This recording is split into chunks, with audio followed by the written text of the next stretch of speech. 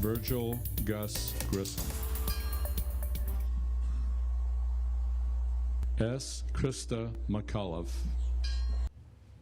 NASA honoring those astronauts who have lost their lives in the course of their duties. The space agency holding its annual Day of Remembrance with events in Florida, Virginia, and right here in Huntsville. 25 astronauts have lost their lives in pursuit of space exploration. Thanks for joining us. I'm Kenesha Dees.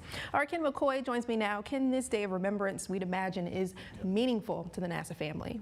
Of course, and you used the right word, Kenesha, family, and that was the word used today to describe how NASA has come together since the tragedies and moved forward. And they also used another word today to describe what their primary focus is now, and that word is safety. The NASA community is taking time out today to remember those who have lost their lives in pursuit of space exploration. I'm sure you can remember where you were when you heard the news or read an article about these tragedies. And I know many of you in this audience, you may or may not have been alive when this was happening. But I will tell you, for those of us that were, it's one of those things that is indelible in your mind. The crews remembered today were the Apollo 1, Space Shuttle Challenger, and Space Shuttle Columbia, which Wednesday will mark 20 years.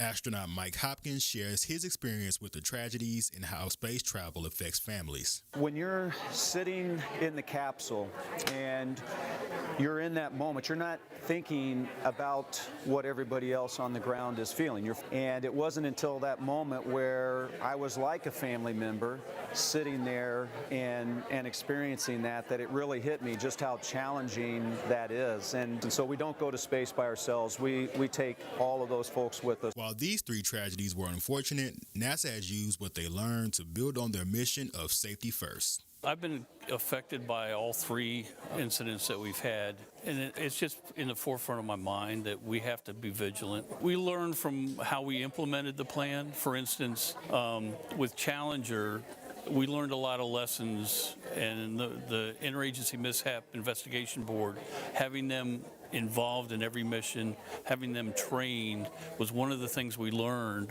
And while tragic events happen, the passion for space exploration keeps them going. I think no matter what we decide to become in our lives, I think there's a passion for it. And so despite events like Challenger, like Columbia, you still have that dream, and it's stuck with me all these years. To check out more of this story, go to our website at fox54.com.